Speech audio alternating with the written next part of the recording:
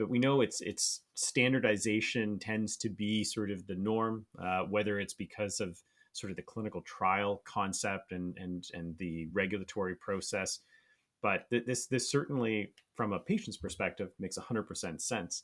That said, how does it? How what's the acceptance been? I guess broadly. So I think clinical community maybe is one perspective, and then I can see with all of the patient care outcomes being starting to be incorporated into decision making, they may have a different perspective from a regulator. Let's say, what has been the acceptance between those two different communities? Yeah, I would say the early acceptance for use of goal attainment scaling, it was invented in the late 60s, and Dr. Rockwood started using it in the late 1990s. And since then, I would say that the acceptance has been quite low, except for people who've been super innovative and excited to try novel outcomes. And I think where we've really seen a huge amount of uptake is in rare disease, where they didn't already have a lot of standardized instruments for measuring change to begin with. Because it's so hard to develop those standardized instruments with a small, rare population, they could kind of leapfrog that and just use goal attainment scaling right away.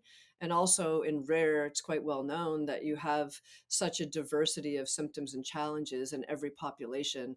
It's really hard to measure people using the same yardstick over and over again. So I think initially people have found it, were a bit skeptical of it.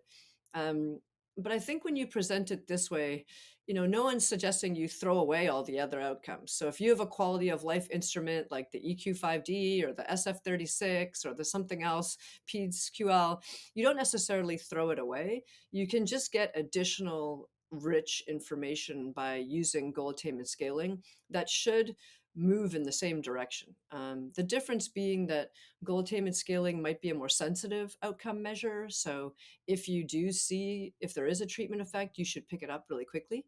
And in addition to that, you do have all the rich information about what's important to patients. So if you see a treatment effect with goal attainment scaling, then you might also be able to dive into the goal attainment scaling data and see where it's coming from.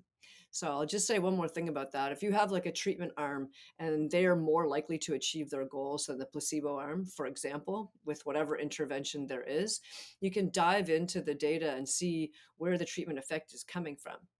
So you can see which goals were actually being attained. Was it functional goals? Was it mobility goals? Was it cognition goals? Were they I don't know, socio emotional goals?